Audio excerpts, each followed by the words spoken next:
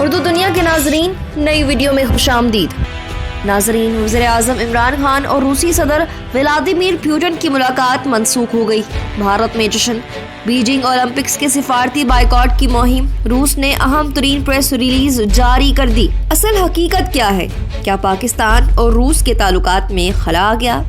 عمران خان کے دورہ چین اور بیجنگ اولمپکس سے متعلق بہت سے حقائق ہم آپ کو آج کے اہم ترین ویڈیو میں بتانے والے ہیں، اور یہ بھی بتائیں گے کہ روسی وزارت خارجہ نے ایسا کون سا بیان جاری کیا ہے جس نے پاکستان کے دشمنوں کو اچھلنے کودنے کا موقع دیا۔ تمام حقائق جاننے کے لیے ویڈیو کے آخر تک ہمارے ساتھ جڑے رہیے۔ ویڈیو میں آگے بڑھنے سے پہلے ناظرین، آپ سے بھرپور گزارش ہے کہ ویڈیو کے بارے میں آپ کی جو بھی رائے ہو وہ ہمیں کمنٹ کے ذریعے آگاہ ضرور کیا کریں، اور اگر آپ نے ہمارا چینل اردو دنیا ابھی تک سبسکرائب نہیں کیا تو جلدی سے جائیں، سبسکرائب کریں، گھنٹی کے بٹن کو بھی لازمی دبائیں۔ ناظرین، چینی دارالحکومت بیجنگ میں ونٹر اولمپکس کا آغاز رواں ہفتے 4 فروری سے ہو رہا ہے۔ یہ ایونٹ نہ صرف کھیلوں بلکہ عالمی منظرنامے پر بھی بڑی تبدیلیاں لانے والا ہے، کیونکہ امریکہ کی سفارتی بائیکاٹ مہم کے باوجود اولمپکس کی رنگا رنگ افتتاحی تقریب میں کئی عالمی لیڈروں کی شرکت کا امکان ہے۔ ناظرین، امریکہ کی جانب سے چین میں انسانی حقوق کی مبینہ خلاف ورزیوں کے تناظر میں ونٹر اولمپکس کے سفارتی بائیکاٹ کی مہم چلائی جا رہی ہے، جس کے بعد برطانیہ، آسٹریلیا اور ڈنمارک سمیت بڑے مغربی ممالک نے بیجنگ اولمپکس کے سفارتی بائیکاٹ کا اعلان کیا ہے۔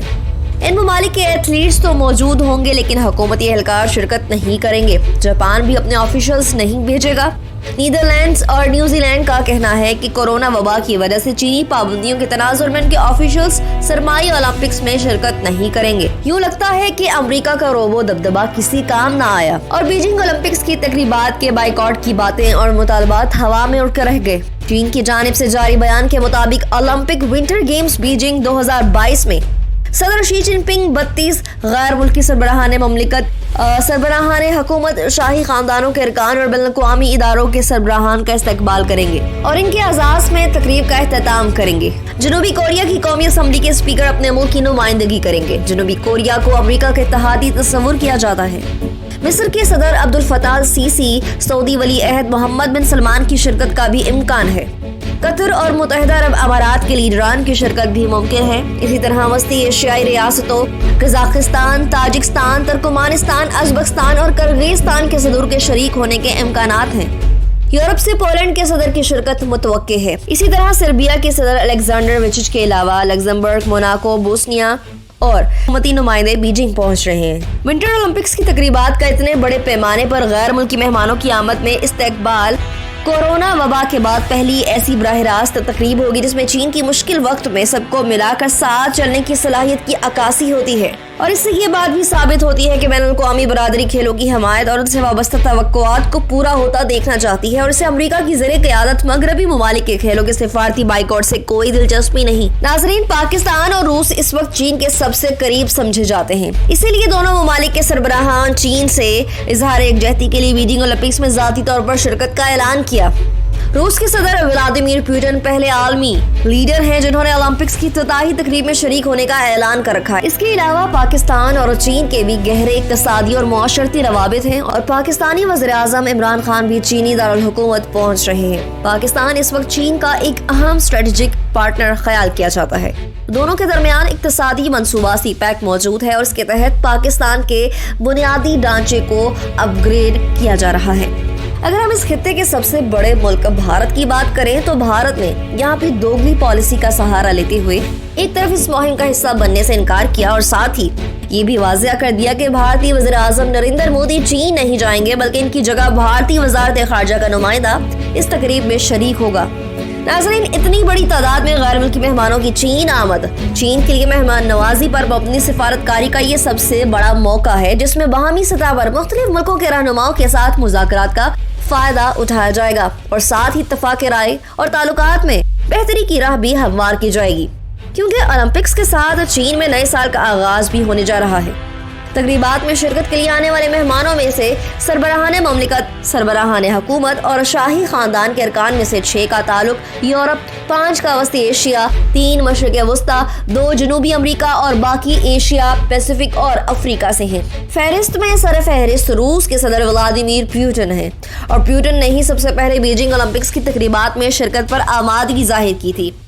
तकरीब में इंटरनेशनल ओलंपिक कमेटी के सदर थॉमस बाक, अक़वाम मुत्तहिदा के secretary general Antonio Guterres, world health organisation के डायरेक्टर जनरल भी शिरकत करेंगे।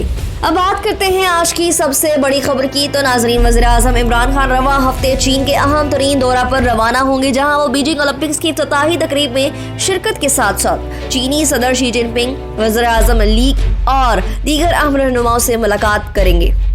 इस दौरे को पाकिस्तान के लिए अहम तरीन शुमार किया जा रहा है, क्योंकि बीजिंग ओलंपिक्स की इफ्तिताही तकरीब वज़ीर-ए-आज़म इमरान और रूसी सदर व्लादिमीर पुतिन के माबैन पहली बाज़ाब्ता दो तरफा मुलाकात का भी कौमी इम्कान है। ताहम इस मुलाकात की रूसी वज़ारत ख़ारजा की जानिब से ताहाल कोई तस्दीक या तरदीद न हो सकी। दूसरी जानिब भारत ने पाकिस्तान के खिलाफ प्रोपेगेंडा शुरू कर दिया है कि रूसी सदर ने वज़ीर-ए-आज़म इमरान खान से मुलाकात करने से इनकार कर दिया है। भारतीय अखबार दी हिंदुस्तान टाइम्स ने ये खबर शाया की, जिसमें कहा गया है कि इमरान खान को शर्मिंदगी का सामना है, क्योंकि रूसी सदर व्लादिमीर पुतिन पाकिस्तान के वज़ीर-ए-आज़म से मुलाकात नहीं करेंगे। भारतीय मीडिया की जानिब से ये दावा रूसी वज़ारत ख़ारजा की एक प्रेस रिलीज की बुनियाद पर किया गया है। रूसी वज़ारत ख़ारजा के बयान में दरअसल ये कहा गया कि सदर पुतिन अपने दौरा चीन के दौरान सिर्फ ओलंपिक्स की इफ्तिताही तकरीब में शिरकत करेंगे और ये इकदाम आर्मी वबा कोरोना के फैलाव से बचने के लिए किया जा रहा है। इस प्रेस रिलीज में कहीं पाकिस्तान या वज़ीर-ए-आज़म इमरान खान का जिक्र नहीं, मगर हमारा दुश्मन भारत अपनी खसलत से बाज नहीं आ सकता। वो इस खबर पर जश्न मना रहे जो कि समझ से बालातर है। नाज़रीन, भारत की हमेशा से ये रविश रही है कि खेलेंगे ना खेलने देंगे। इसी पुरानी रवायत को बरकरार रखते हुए जैसे ही इमरान खान और पुतिन की मुलाकात की खबरें मीडिया पर आई तो भारत की बेचैनी बढ़ने लगी।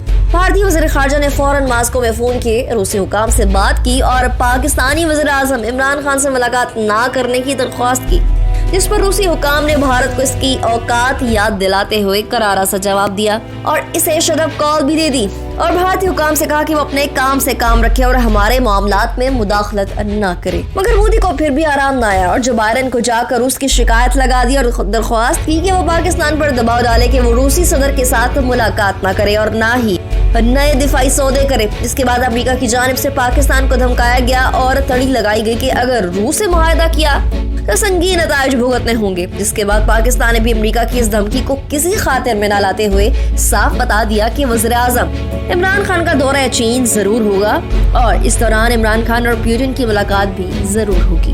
नए आने वाले नाज़रीन से एक बार फिर गुजारिश है, हमारे चैनल को सब्सक्राइब करें और घंटी के बटन को क्लिक जरूर करें। वीडियो पसंद आने पर फेसबुक और व्हाट्सएप ग्रुप्स में भी शेयर कर दें।